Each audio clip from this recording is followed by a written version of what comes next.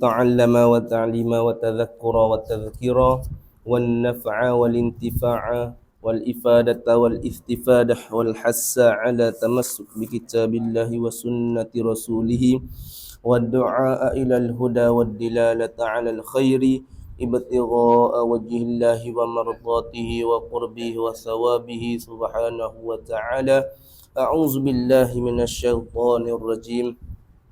بسم الله الرحمن الرحيم. الحمد لله رب العالمين والصلاة والسلام على أشرف الأنبياء والمرسلين وعلى آله وصحبه أجمعين.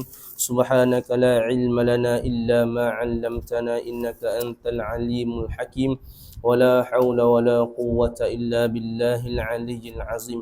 قال رب اشرح لنا صدرنا ويسر لنا أمورنا واحلل عقدة من لساننا يفقه قولنا برحمتك يا أرحم الراحمين. اللهم فقهنا في الدين، اللهم فقهنا في الدين وعلمنا تأويل. اللهم ارزقنا فهم النبيين وحفظ المرسلين وإلهام الملائكة المقربين وافتح علينا فتوح العارفين. أما بعد. Alhamdulillah kita bersyukur kepada Allah Subhanahu wa taala. Assalamualaikum warahmatullahi wabarakatuh. Jadi kita bersyukur kepada Allah pada malam ni kita masih dapat lagi menyambung pengajian kita, iaitu pada kitab Pati Muniatul Musalli pada membicarakan tentang sembahyang. Okey, kita sekarang ni pada muka surat yang ke-32. Dah. Pada muka surat 32 pada membicarakan amalan malaikat dalam langit. Dah, habis dah pada bicara adab dalam sembahyang. Minggu lepas kita telah membincangkan tentang salafus soleh.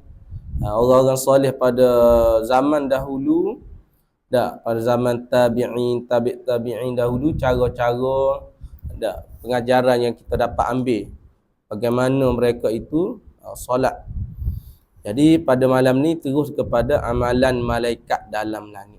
Bismillahirrahmanirrahim. Qala musannif rahimahullahu ta'ala wa nafa'ana bi'ulumihi fid darain amin ya rabbal alamin. Dia kata amalan malaikat dalam langit. Dalam langit. Maknanya dalam langit tu, setiap lapis langit tu ada amalan-amalan malaikat. Dia kata salah satu daripada amalan-amalan malaikat segala, amalan-amalan malaikat dalam langit. Dia kata. Okey, yang kita nak baca ni ada riwayat dia dalam Ihya Ulumuddin. Yang nak baca ni ada dia punya matan dia daripada kitab Ihya Ulumuddin. Dia kata setengah ulama, ada katanya Syekh Abdullah bin Alawi Al-Haddad. Kita pernah dengar kata Ratib Haddad. Ada zikir-zikir dia Ratib Haddad tu. Pernah dengar? Tak pernah dengar zikir Ratib Haddad? Ada. Jadi setengah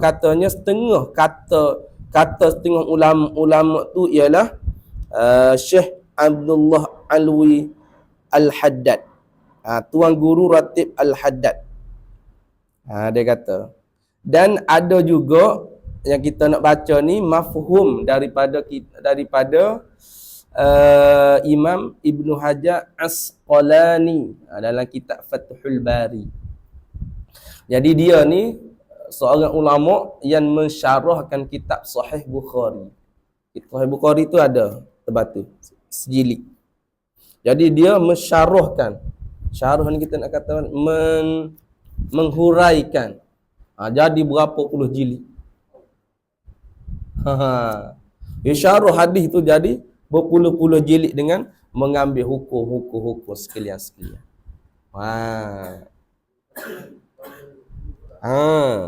Ada satu kitab tauhid tu tak ingat Ummul Barahim. Ummul Barahim ni, kitab Ummul Barahim ni, jadi dia buat matan. Jadi dia tengok tak ada orang nak syarah, mungkin terlalu tinggi. Dia pula sendiri yang syarahkan. kitab yang dia buat matan tadi. Kadang-kadang kitab lain dia yang tulis matan, orang lain yang mensyarahkan. Kadang-kadang anak murid dia mensyarahkan. Macam kitab Imam Syafi'i, anak murid dia mensyarahkan. Jadi berpuluh-puluh jilid. Berpuluh-puluh jilid. Jilid berpuluh daripada kitab yang nipis tu, berpuluh-puluh jilid. Ilmu dia. Orang berkat beliau. Jadi, ada yang kita nak baca. Dia kata macam mana?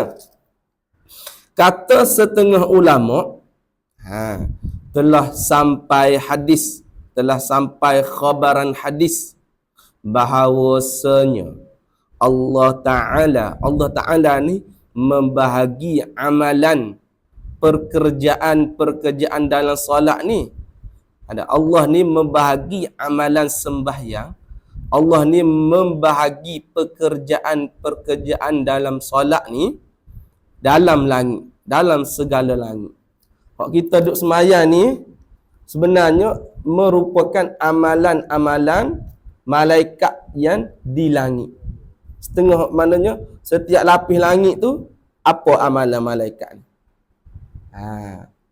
Ambil daripada amalan malaikat tu. Allah bahagi dah. Lapisan ni malaikat ni apa amalan dia? Amalan tu mana pekerjaan dalam sembahyang tu. Pergerakan apa dalam sembahyang? Rukun apa yang dia buat? Okey, dia kata. Kepada membahagi dalam langit tu kepada 40 saf. 40 saf daripada malaikat. Ada? Malaikat tu ada 40 saf daripada malaikat. Ingat 40 saf. Dan tiap-tiap saf 70,000 malaikat. Nak kata macam mana tu? Ada 40 saf daripada malaikat dan tiap-tiap saf 70,000 malaikat. Okey. 10 saf daripadanya berdiri.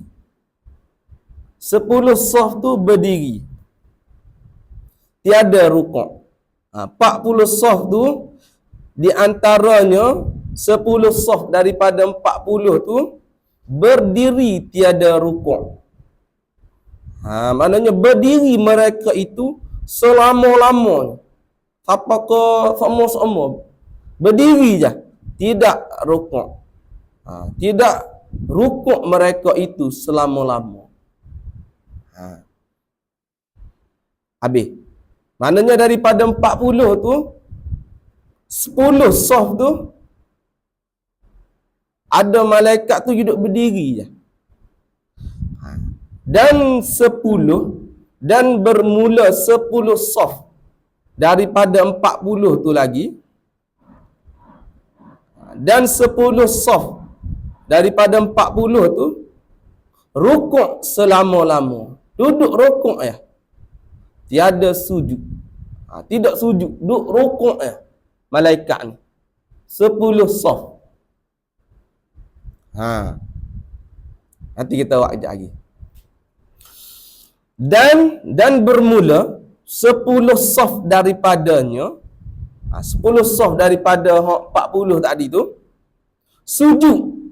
Duduk sujud yang memang ni selama-lama sampai ke kiamat. Selama-lama tu daripada awal kejadiannya Allah buat dia duduk dalam keadaan macam tu sampai ke kiamat. Duduk dalam keadaan sujud. Duduk dalam keadaan rukuk. Duduk dalam keadaan berdiri. Tidak angkat kepala. Tak angkat kepala mereka ni dalam apa tu? Dalam sujud. Tidak angkat tu angkat apa? Angkat kepala mereka tu. Daripadanya sujud.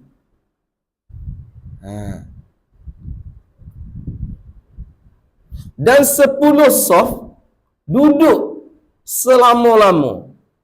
Dan bermula 10 saf daripada 40 malaikat tu duduk ya selama-lama. Tidak berdiri. Duduk tu macam mana? Duduk dalam sembahyang tu lah. Duduk dalam tahiyat tu. Duduk mereka itu selama-lama. Tidak berdiri tu sampai ke kiamat. Boleh? Ada marker tak? Kita buat.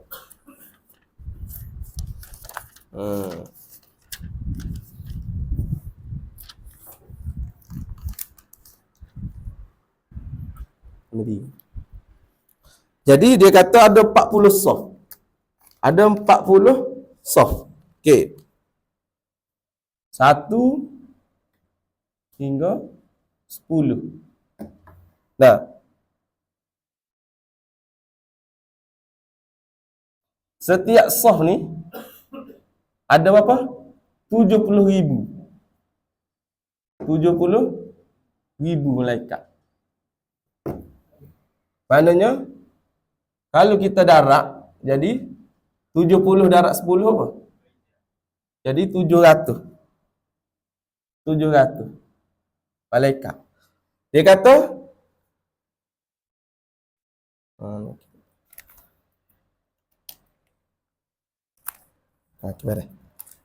Ada 40. 1. Hak ni duduk apa? Berdiri tak? Kiam. Lepas tu 1 hingga 10 ni duduk rukuk.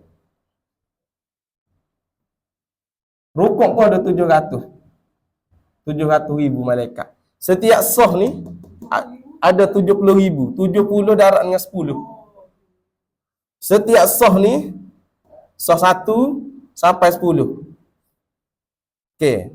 Yang ni berdiri, yang ni rukuk. Lepas tu sujud, tak? 1 hingga 10 lagi sujud. Lepas tu yang ni pula 1 hingga 10 duduk apa? Duduk tahiyat.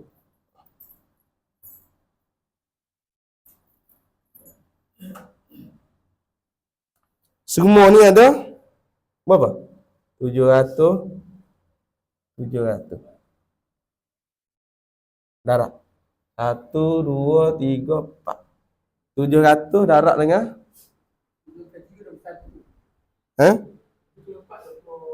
700,000 darat dengan apa? Darat dengan 4 tak? 700,000 darat dengan 2,800,000. Tu malaikat. Hak duduk amalan di atas langit.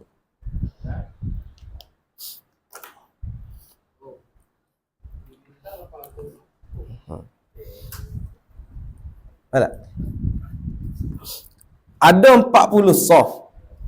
Ada 40 soft. Nah. 1, 2, 3, 4, 40. Jadi dia kata setiap soft tu ada 10. Setiap soft tu ada 10. Lepas tu soft tu ada 70,000 malaikat. Gitu. Betul? Faham tak? Nanti balik kat rumah fikir. Nak je. Nabi Nabi nampak amalan malaikat tu di langit. Okey, boleh?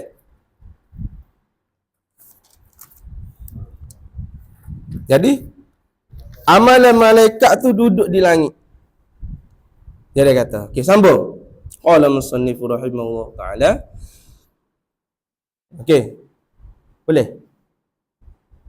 Dan dihimpun segala pekerjaan malaikat tu, ada yang qiyam, ada yang rukuk, ada yang sujud, ada yang duduk tasyahud tu, dan dihimpun pahala amalan malaikat 2 rakaat sembahyang jua bagi manusia.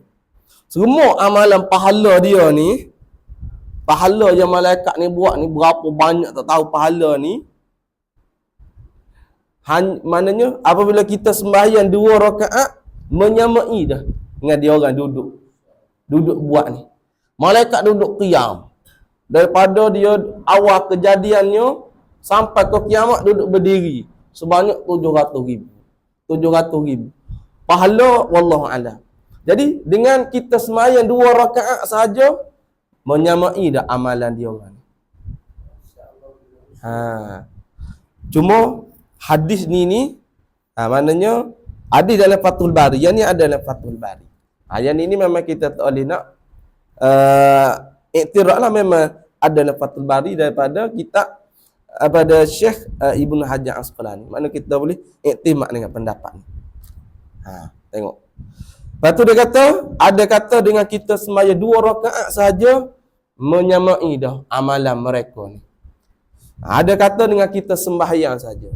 Tak kira lah kita sembahyang apa-apa, menyamai dah amalan pahala mereka ini. Allah nak bagi kemuliaan pada kita. Umat Nabi Muhammad. Umat yang Nabi dahulu ni, umat Nabi-Nabi yang terdahulu, pertamanya dia orang tak ada sembahyang berjemaah macam kita. Sembahyang berjemaah ni orang panggil istimewa untuk kita umat Nabi Muhammad sallallahu alaihi wasallam. Nabi-nabi dulu dia amalan pahala syariat dia berbeza dengan kita. Sembahyang dia ada waktu petang, ada waktu pagi, ada waktu petang. Lepas tu ada sembahyang dia orang ni rukuk saja.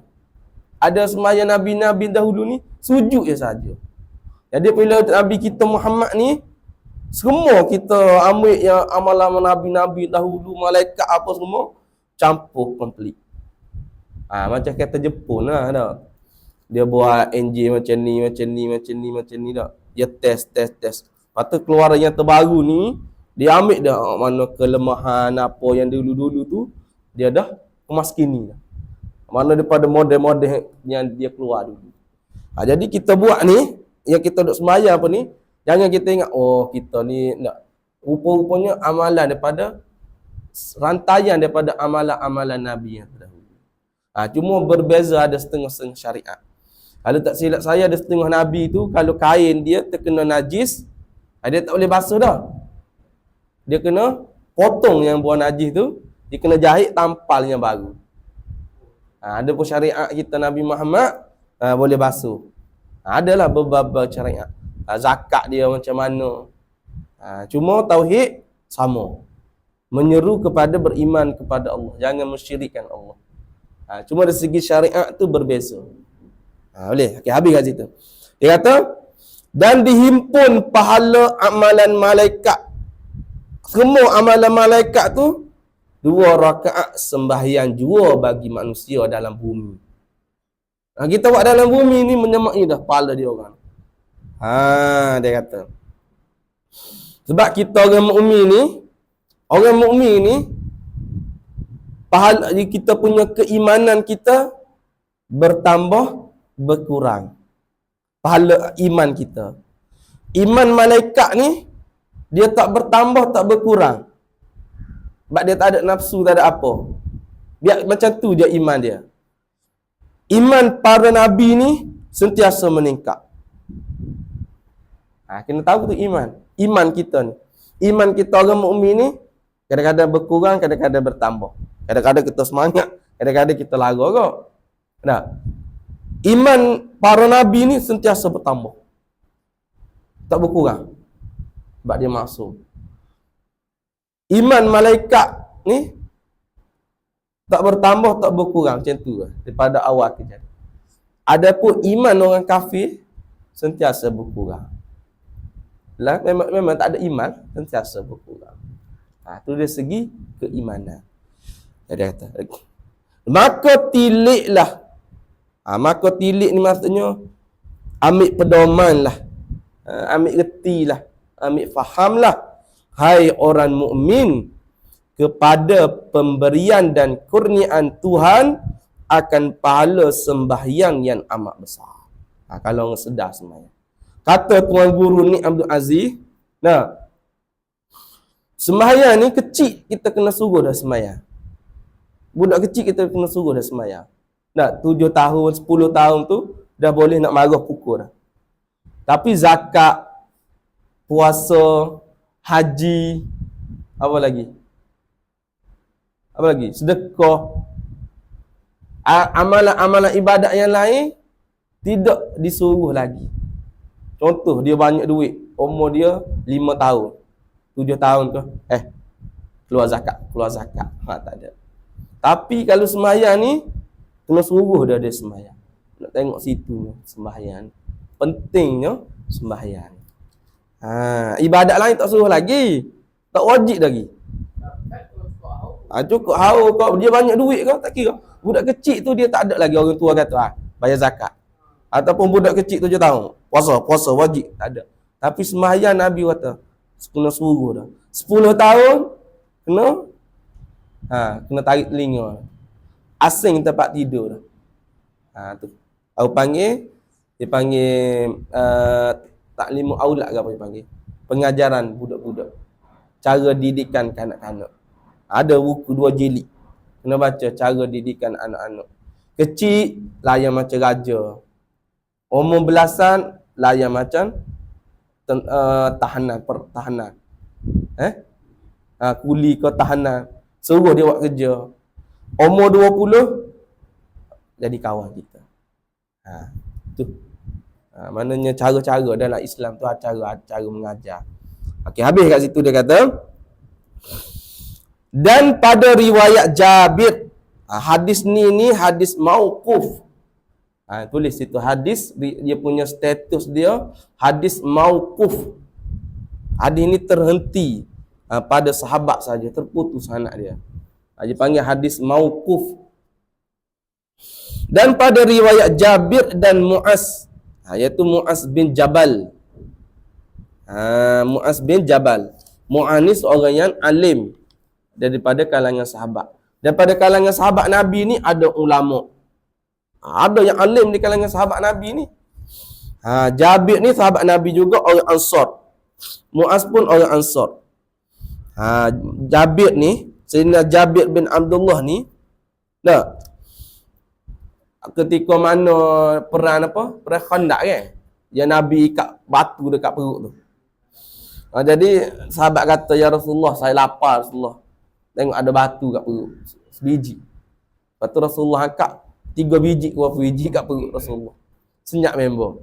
Maknanya kita cakap lapar, Nabi tu letak batu banyak lagi kat perut, kat perut Nabi. Lepas tu ada sahabat Nabi ni, dia pergi bisik kat Nabi, Jabir bin Allah ni. Nabi kata, ya Rasulullah, datang rumah kita sembelih anak kambing. Jadi Nabi pun naik tempat tinggi, kata, mari sahabat semua, kita pergi rumah Jabir. Member pucak dah. Makanan cukup-cukup untuk Nabi. Tu Nabi, mana Nabi suruh yang tu jangan usik lagi, Nabi buat mukjizat dia, makanan tu bertambah. Ada lah hadis. Dan lebihan lagi tu boleh makan kepada keluarga Jabir.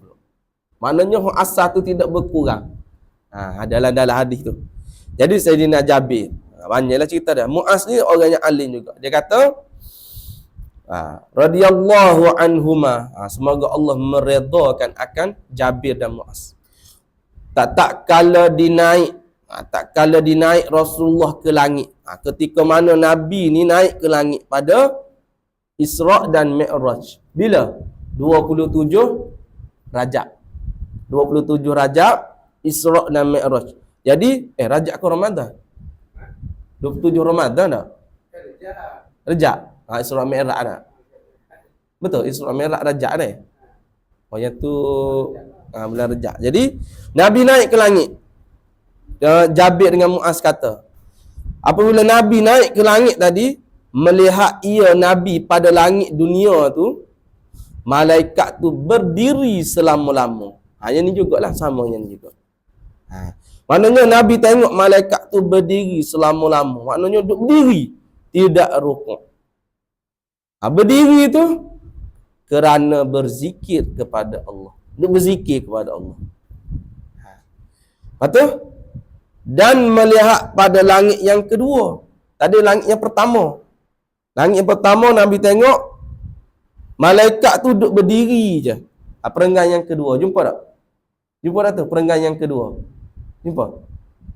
Betul? Dia kata, Nabi naik pada langit yang pertama, Nabi tengok para malaikat ni duduk berdiri je selama-lama, tidak rukuk.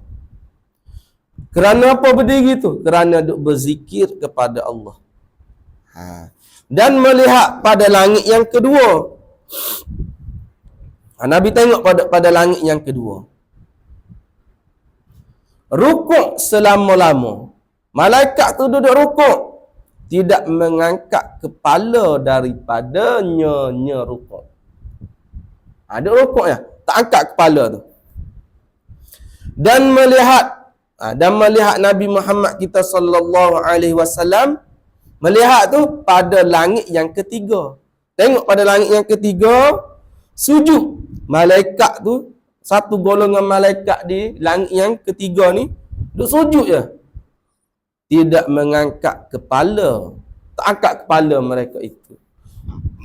Melainkan, hak mereka angkatnya, pada langit yang ketiga ni, ketika Rasulullah mula-mula sampai dan beri salam. Ketika Rasulullah sampai pada langit yang ketiga, ketika Isra' dan Mi'raj tu Nabi sampai langit ketiga, Nabi bagi salam kepada malaikat yang duduk sujud. Okey, duduk sujud. Nabi pun bagi salam. Dia pun angkat kepala kejap, jawab salam Nabi Muhammad. Dan beri salam kepada mereka. Dia kata, melainkan waktu Rasulullah mula-mula sampai pada langit yang ketiga tu, dan beri salam kepada mereka, kepada para malaikat itu. Maka mereka itu, para malaikat langit yang ketiga pun, angkatlah kepala mereka. Angkat tu sebab apa? Kerana jawab salam Rasulullah sallallahu alaihi wasallam. Jawab salam. Maka sujud pula, maka sujud semula kali yang kedua. Hingga selama-lama. Maknanya langit ketiga tu, Nabi sampai langit ketiga, Nabi bagi salam. Malaikat pun bangun sekejap jawab salam Nabi. Lepas tu sujud balik. Selama-lama, semua sampai ke kiamat. Nabi tak bagi salam. Langit yang ketiga Nabi bagi salam. Okey. Maka sebab dua kali sujud. Ni sebab nak dijadikan ceritanya. Dua kali sujud tu, malaikat di masa Nabi naik ke langit. Maka sebab dua kali sujud itulah, di masa Nabi naik ke langit, di fardu di atas kita pun dua kali sujud juga pada tiap-tiap rakaat. Nak dijadikan cerita dua kali sujud tu, ketika mana Nabi naik langit yang ketiga, Nabi bagi salam pada malaikat yang sujud.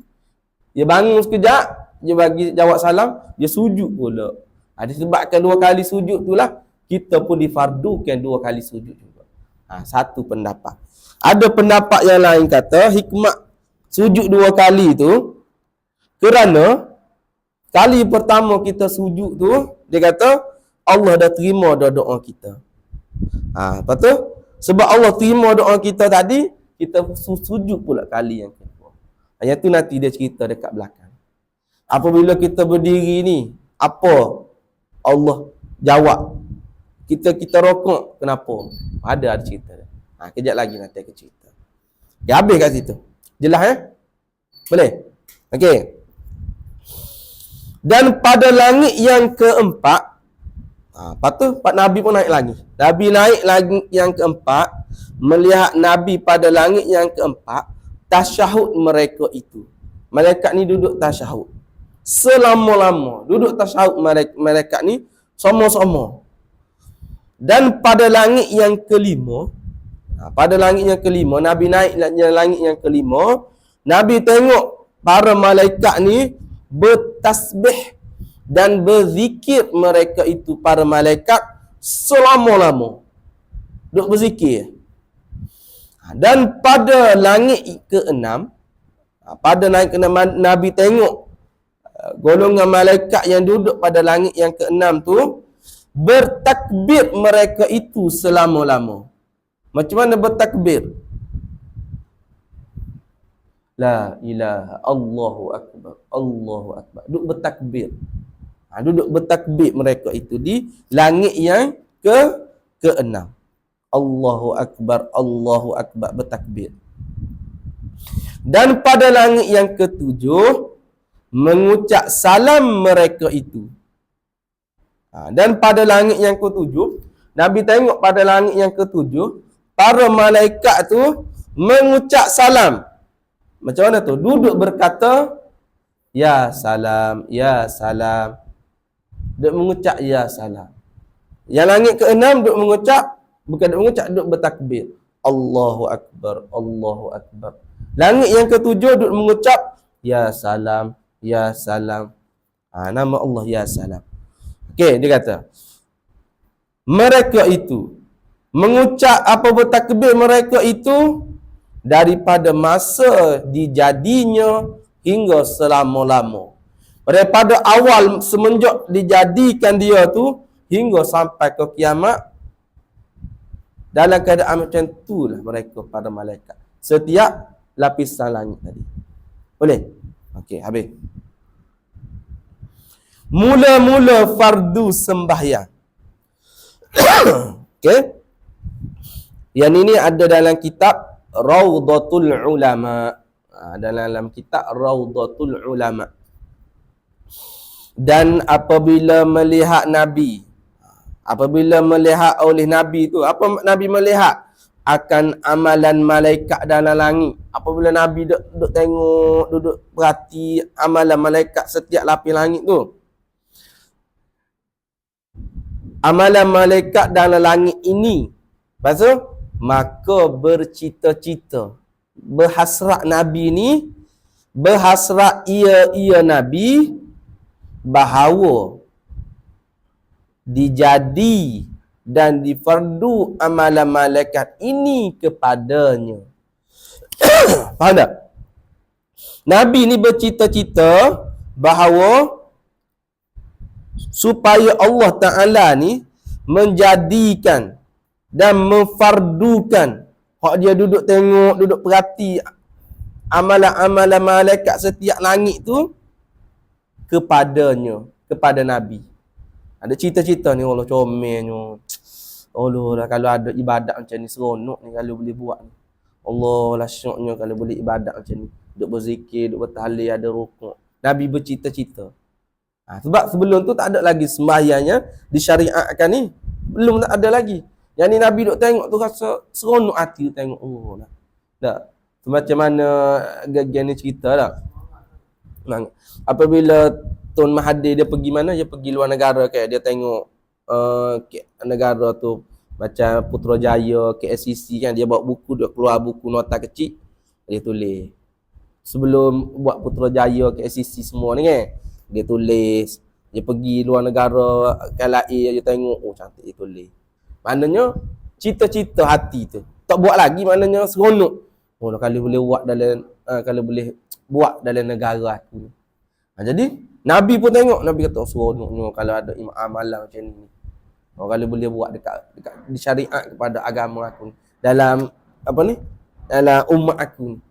Nabi cita-cita ni hati. Dia kata supaya dijadikan, difardukan oleh Allah Ta'ala amalan-amalan malaikat ini kepadanya, kepada Nabi Muhammad dan kepada umatnya. Umatnya Nabi Muhammad kita. Dan Tuhan telah tahu citanya. Dan bermula Allah Ta'ala tu daripada azali lagi. Allah ni daripada azali lagi dia dah tahu dah setiap perkara yang dia nak buat. Jadi Allah dah tahu memang azali lagi dah. Memang Allah nak fardukan sembahyang tu. Jadi yang Nabi duk cita-cita tu sebenarnya Allah dah tahu dah. Serta pula Tuhan ni telah mengetahui di awalnya. Daripada azali lagi Allah dah tahu dah. Maknanya nak buat macam ni kepada Nabi Muhammad. Nak buat sembahyang apa-apa. Maknanya sebab musabak je Allah naik ke langit tengok amalan. Sebenarnya Allah dah ada rancang dah menentu azali lagi dah. Ingat tak? Apa yang berlaku hari ni Allah telah menentu pada azali lagi dah. Mana kita tak ada lah rasa kecewa. Macam mana boleh berlaku ni? Ada. Allah dah tentu azali dah.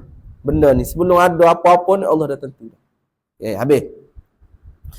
Allah dah tentu azali ni bahawasanya sembahyang ni akan difardu atas Nabi Muhammad dan umatnya Nabi Muhammad.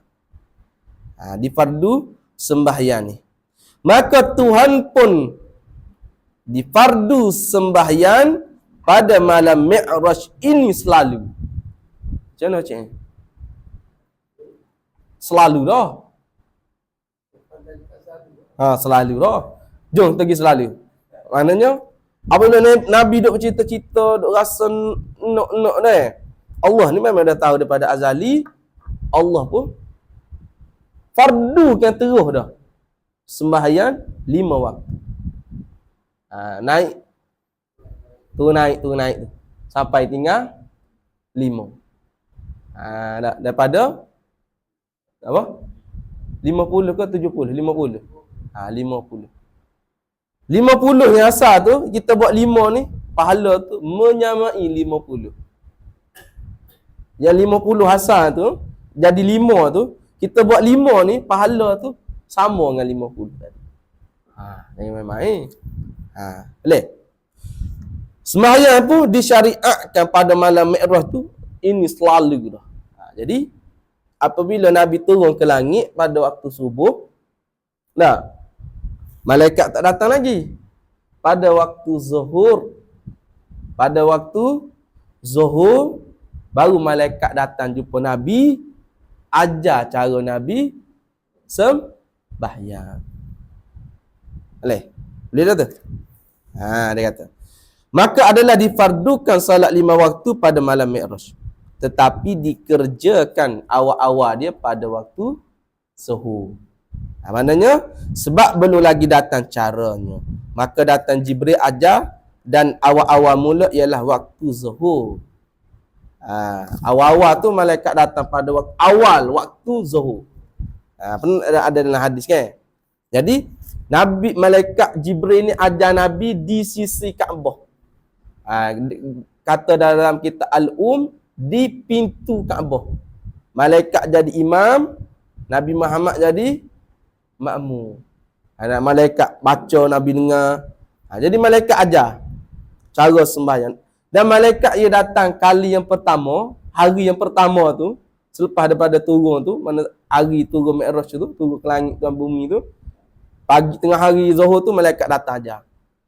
Malaikat mari tu di awal waktu. Waktu Zuhur, contoh Zuhur pukul 1. Malaikat datang pukul 1. Ajar cara Nabi sembahyang. Selesai. Lepas tu asar, malaikat datang awal waktu. Habis sampai ke subuh. Hari yang kedua pula, malaikat datang akhir waktu. Akhir waktu. Zuhur, akhir-akhir Zuhur ke apa? Pukul sekarang ni Zuhur asar ke apa? Pukul 4:10 minit. Jadi malaikat datang agak-agak nak asar dah. Malaikat Nabi duk tunggu. Mana tak hari lagi nak ajar sembahyang. Dia mari dekat ujung-ujung nak masuk asar. Jadi Nabi pun tahulah.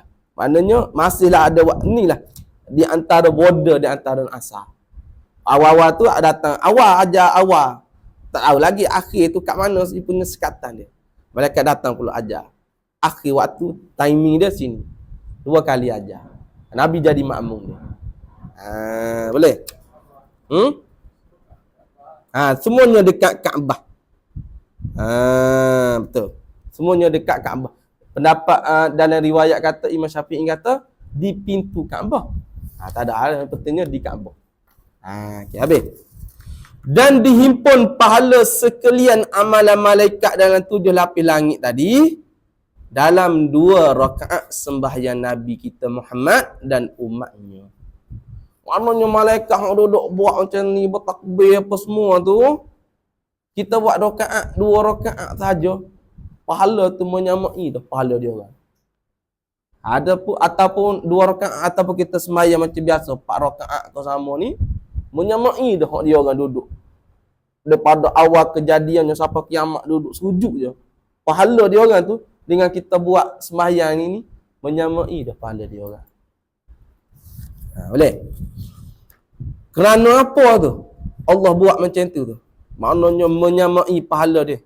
Kerana mulia kepada keduanya. Siapa keduanya? Nabi Muhammad dan umatnya Nabi Muhammad. Umatnya Nabi Muhammad. Sebab tu kita ni umat yang pertama kali dihisap di hari kiamat. Apabila cari Nabi Adam.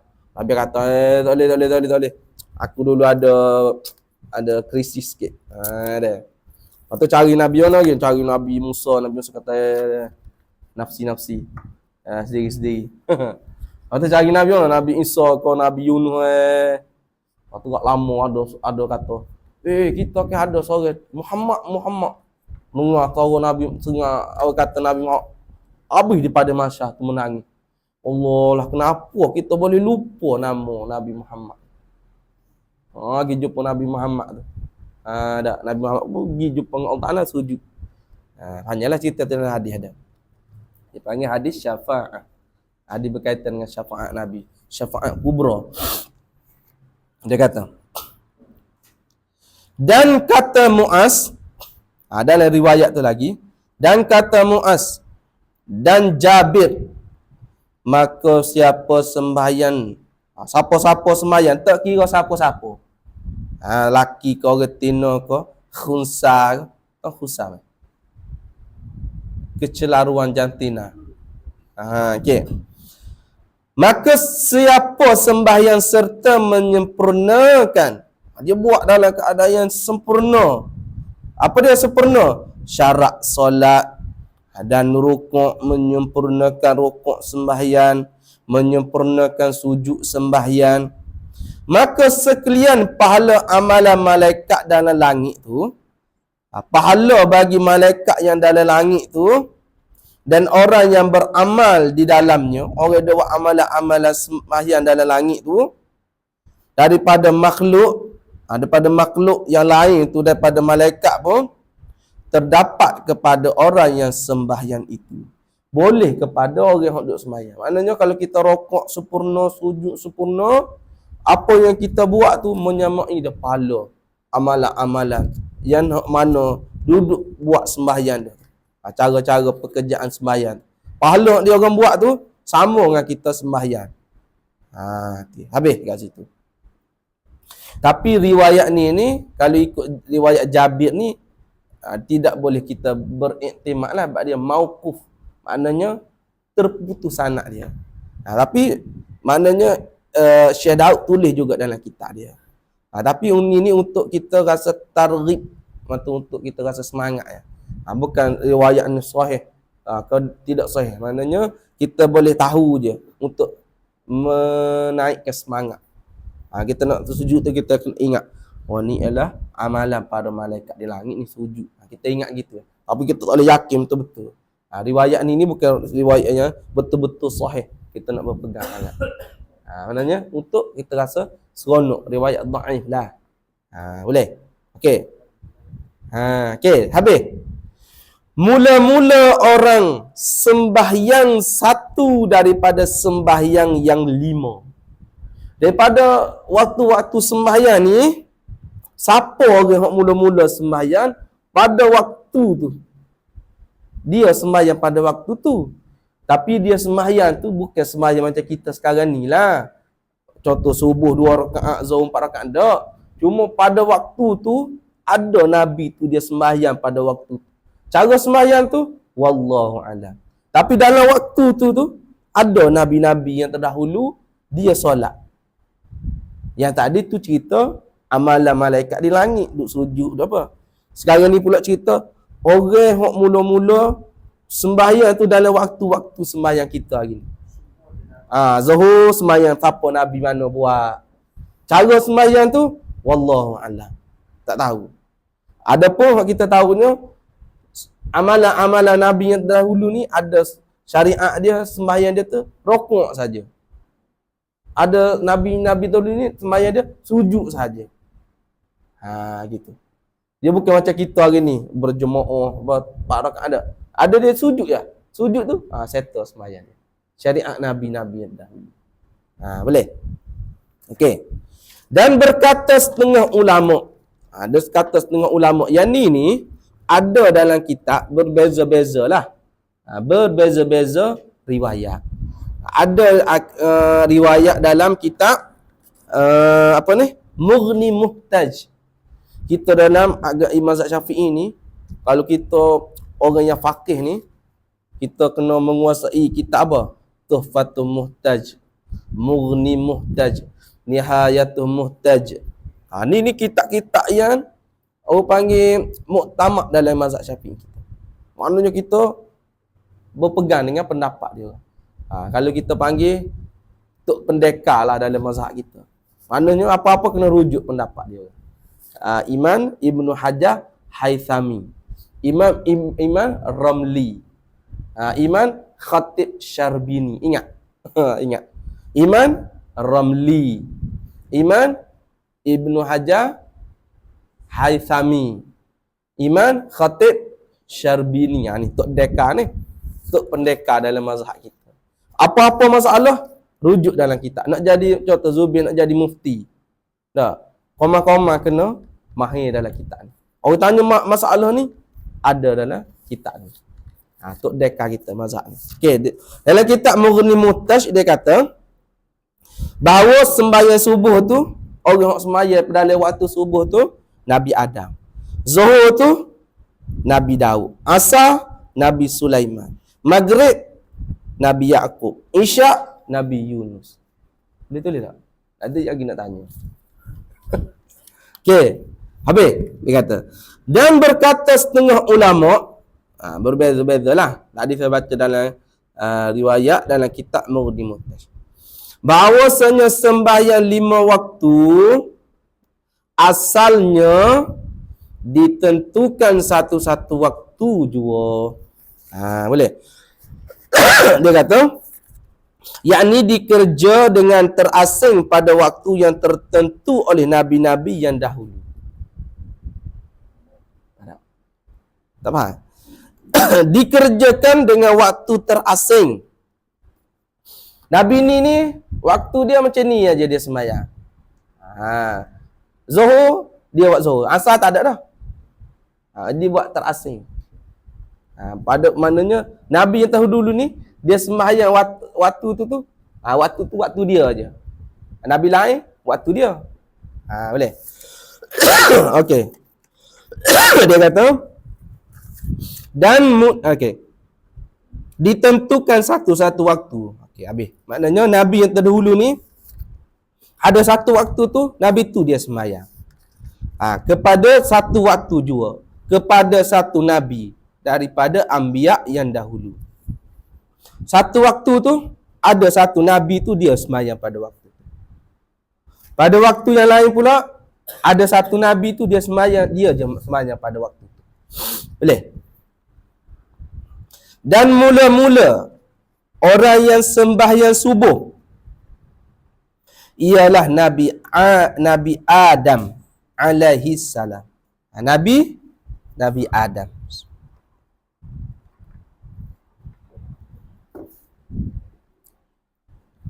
Dia kata dan mula-mula orang yang sembahyang subuh, orang yang sembahyang dalam waktu subuh. Ialah Nabi Adam, iaitu Tok Adam kita alaihi salam. Nabi Muhammad kita sallallahu alaihi wasallam. Adapun Nabi yang terdahulu alaihi salam. Dia kata sembahyang dia tu tak kala keluar Nabi Adam tu, tak kala keluar daripada syurga. Tak kala Nabi Adam keluar daripada syurga, turun ke bumi, ke dalam dunia pada waktu malam. Dan takut ia. Bukan takut, tak, maknanya rasa bingung. Belak. Mana gelap. Sehabis-habis takutnya. Sehabis-habis rusing. Sebab apa? Duduk dalam syurga semua ada. Mana relax, tiba-tiba turun ke bumi dalam keadaan gelap gitu. Jadi Nabi Adam turun ke bumi kena daripada syurga turun ke bumi. Maknanya kita ni asal kita ni orang syurga kita ni. Kita ni asal usul kita dah syurga. Dah. Maknanya turun ke bumi untuk menjadi khalifah di muka bumi. Jadi, Nabi Adam ni dia buat silap lah sebab dia langgar perintah Allah. Betul tak macam tu? Kan Nabi Adam dia makan buah yang Allah larang. Maknanya Nabi Adam ni melanggar perintah Allah lah. Betul tak? Okay, macam ni. Nabi ni, setiap Nabi ni kita kena yakin, iktikad bahawa dia orang ni maksum. Apa dia maksum? terhindar daripada buat dosa. Terhindar daripada buat dosa, dan benda haram dan benda makruh pun Nabi ni tak buat. Hak Nabi ni buat benda sunat, benda wajib je. Nabi ni benda makruh dia tak buat. Contoh benda makruh apa dia? Contoh makan bawang, benda-benda berbau apa kan. Nabi ni benda haram memang tak buat dah. Benda makruh pun tak buat. Yang Nabi buat ni benda wajib dengan benda sunat saja. Kena ingat. Jadi para nabi ni kena etikad dia orang ni maksum, terhindar daripada dosa, dalam sentiasa dalam jagaan Allah supaya tidak buat dosa lah. Jadi cerita Nabi Adam ni, nah, kata tutup guru kita, nah, waktu bila dengan perhati je kan. Nah, okay, gini. Nampak zahirnya salah, tapi hakikatnya tak salah. Apabila iblis ni dia pergi goda Nabi Adam. Dia goda Nabi Adam. Nah, dia kata kalau makan buah ni akan kekal dalam syurga. Lepas tu ada riwayat yang kita panggil apa? Riwayat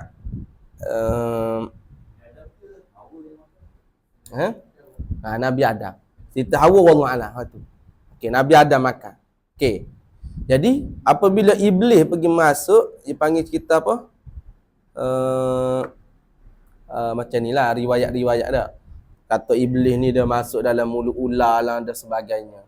Tu riwayat-riwayat Israiliyat. Adalah duduk belajar. Iblis ni dia masuk dalam mulut ular. Lepas tu ular tu pergi masuk dalam syurga. Lepas tu kuat dia pek, dia pun masuk dalam syurga. Tu riwayat Israiliyat. Wallahu a'lam. Sebenarnya iblis tu dia hasut Nabi Adam. Dia masuk dalam syurga ke tak syurga tu wallahu a'lam. Dia hasut Nabi Adam, dia kata, kalau mu nak kekal dalam syurga, mu kena makan buah ni. Makan buah ni. Pada waktu tu Nabi Adam ni dia berijtihad. Tahu berijtihad. Dia membuat pilihan dalam hati dia. Dia kata, kalau aku makan buah ni, aku akan kekal dalam syurga. Kekal dalam syurga ni untuk apa? Untuk dekat dengan Allah Ta'ala. Mana sentiasa duduk dekat dengan Allah Ta'ala. Jadi dia berijtihad, dia nak makan buah ni sebab dia nak dekat dengan Allah Ta'ala, duduk kekal dalam syurga. Bukan dia buat tu nak langgar perintah Allah, tapi dia berijtihad. Dalam diri dia tu dia buat keputusan. Dia nak buat ni sebab dia nak kekal dalam syurga, nak bersama dengan Allah Ta'ala. Dia ijtihad dia. Kita berijtihad tidak salah kalau kita ni orang alim lah. Contoh majlis fatwa kata, ataupun mazhab Syafi'i kita. Imam Syafi'i ni dia mujtahid mutlak. Makna ilmu dia ni memang padu lah, semua kemah dah. Jadi apabila mari satu hukum, dia buat keluar satu pendapat. Jadi kalau pendapat dia salah, dia boleh satu pahala. Kalau pendapat dia betul, dia boleh dua pahala. Ini adalah hadis Nabi. Sebab dia tak boleh tanya dah orang lain. Sebab dia je orang hebat, dia seorang je boleh buat keluar fatwa. Itu dipanggil ijtihad. Dia buat keluar berdasarkan ilmu dia dalam hati dia. Okey, contoh. Kita dalam Islam ni ada peperangan. Peperangan Siffin, peperangan Jamal. Pernah dengar tak? Peperangan di antara orang Islam pada zaman sahabat Nabi. Sayyidina Umar ni, Sayyidina Ali dia berperang dengan kumpulan Siti Aisyah. Berperang ni sampai sahabat ni ramai mati. Ni zaman sahabat Nabi ni. Berperang. Peperangan Jamal. Lepas tu peperangan Siffin pula. Ada Sayyidina Ali dengan Muawiyah ke apa tak ingat dah. Di kalangan sahabat ni. Jadi macam mana kita nak kata? Macam mana sahabat ni boleh buat benda ni? Kan dia tak tahu hukum. Berapa dia langgar hukum Allah tak boleh tak ada. Dia ijtihad dia. Dia rasa benda ni dia kena buat untuk nak menegakkan agama. Dia banyaklah cerita dia. Apabila Sayyidina Osman kena bunuh. Kena bunuh. Jadi Siti Aisyah ni dia marah. Dia nak menegakkan, nak menuntut bela atas kematian Sayyidina Osman. Dia pun panggil geng-geng ahli Mekah. Mana dia bertemu dengan kumpulan Sayyidina Ali di Madinah. Lepas tu berperang. Kena balik baca. Peperangan Jamal. Ingat dah tulis. Peperangan Jamal. Baca sejarah tu. Ini cerita tu. Jadi bergaduh ramai sahabat mati. Bukan dia tak tahu hukum, tak boleh macam ni sesama Islam, tapi dia ijtihad dia macam tu. Jadi boleh. Jadi Nabi Adam ni dia berijtihad, kata dia nak makan buah ni sebab apa? Sebab nak mendekatkan diri kepada Allah Subhanahu Wa Taala. Bukan dia niat nak melanggar perintah Allah. Boleh.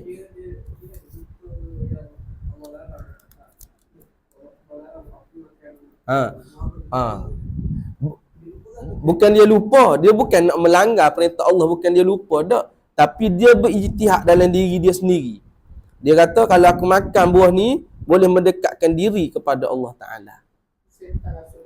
Memang syaitan tu hasut kata macam ni. Tapi dia ijtihad dalam hati dia. Kata kalau aku makan buah ni, iblis lah rayaknya, maknanya mendekatkan diri kepada Allah Taala. Dia berkeluar ijtihad, bukan dia niat nak melanggar perintah Allah. Dia sendiri nak keluarkan ijtihad, pandangan dia. Bolehlah nanti klik buka.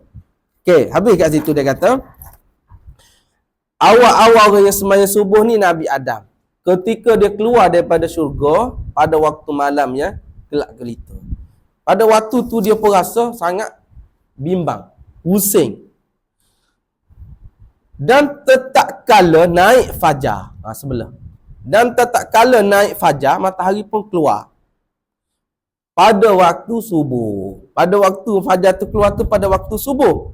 Sembahyang ia Nabi Adam ni 2 rakaat. Sembahyang Nabi Adam tu 2 rakaat. Sebab keluar fajar tadi dia pun sembahyanglah 2 rakaat.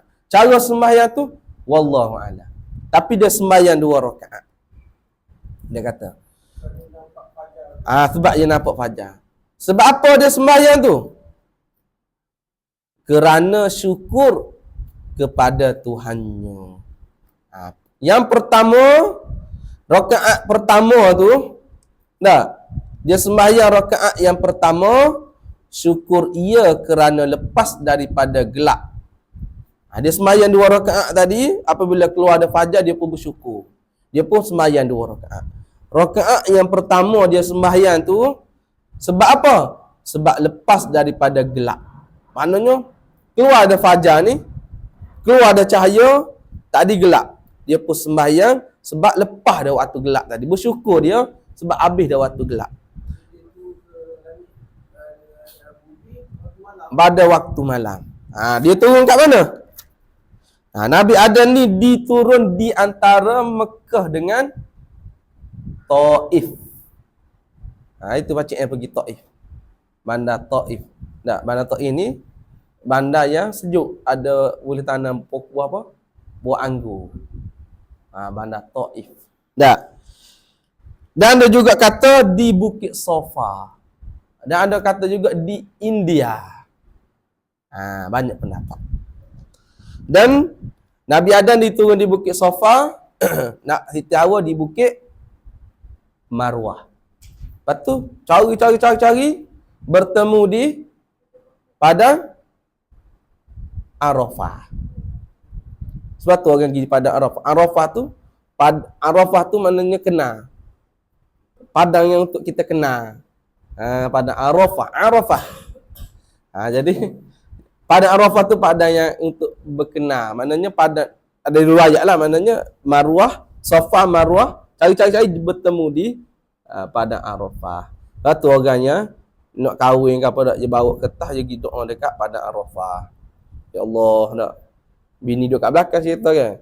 Nak kahwin 2, ya Allah, slow. Bini kat belakang, amin, tak dengar. Di padang Arafah. Habis kat situ. Ingat dah tu? Ada kata di antara Mekah dengan Taif. Ada kata di India. Ada kata di Safa. Siti Hawa di Marwah. Bertemu di padang Arafah. Okey, habis. Ingat dah tak? Tahu dah kan? Kau baru dengar?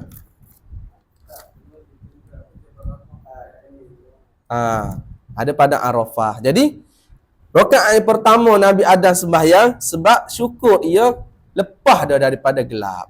Lepas tu yang kedua, sembahyang rakaat yang kedua kerana syukur jadi cerah siang hari kepada Nabi Adam alaihi salam.